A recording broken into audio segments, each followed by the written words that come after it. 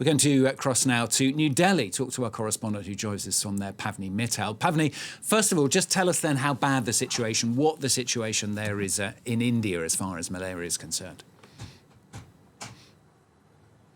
Good afternoon, Stuart. Now, malaria is a cause of huge concern among authorities in India. The latest numbers we have are from 2022, when India recorded more than 3 million cases of malaria, and the death count from the disease stood at about 5,000. That is the highest in the Southeast Asian region and one of the highest in the world. Having said, authorities do point out, and even reports suggest that cases and death count have reduced considerably. In fact, they have been consistently declining over the last few years. So that is a bright spot there. One of the biggest challenges that the World Health Organization, or WHO, has highlighted is that of climate change. Now, India is at the forefront of climate change, and so extreme weather events, whether it is glaciers melting in the Himalayas or increasing frequency and intensity of floods and cyclones in the rest of the country, instances in the rest of the country, these are big issues because not only do they increase the number of cases, it also makes it harder for doctors and medical staff to reach people and help treat them.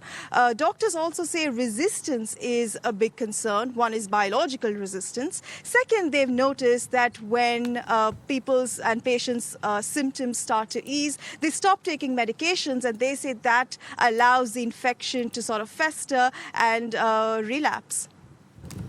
We heard from the World Health Organization saying progress in reducing malaria around the world has ground to a standstill. So what are the authorities there trying to do to ensure it keeps going down? So, Indian authorities, the Indian government has some big plans for malaria eradication. The goal is to have about 0 cases, actually, by 2027. That's in just 3 years.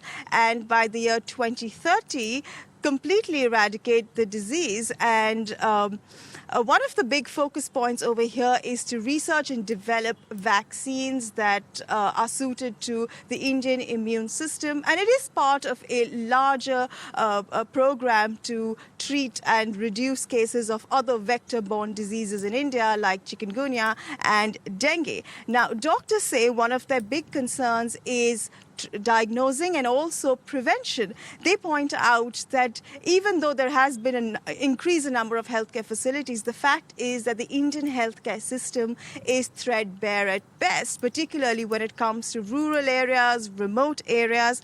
The other concern is that investment in healthcare by the government still stands at just about 2% of the budget, and that doctors say is very, very low if you have these goals to eradicate big diseases.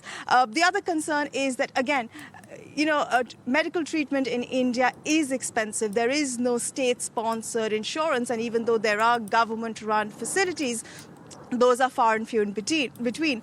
Having said, doctors are optimistic. They are seeing a trend towards the disease really eradicating, and they say that it requires commitment and investment from the government. Pavni, thanks very much. Pavni Mittal joining us there from New Delhi. Thanks very much.